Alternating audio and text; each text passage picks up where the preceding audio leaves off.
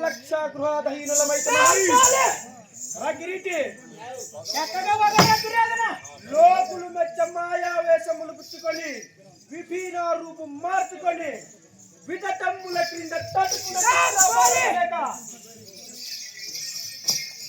సరోవర స్నానులై ఏకచక్రపురమున ప్రవేశించి భిక్షాటకులై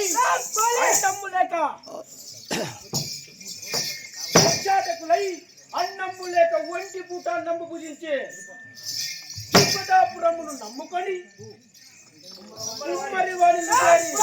రాజ తేజస్సులు మాని విప్రవేశదారులై వీర పౌరుషత్వములు విడిచి మానహీనులై మర్యాద లేక మగవీరుని వలె తనకు తానే పొగుడుకొనుట ఘనమా చేతగాని ఘనమా వెదరు వినుమా అర్జున నేటి యతమా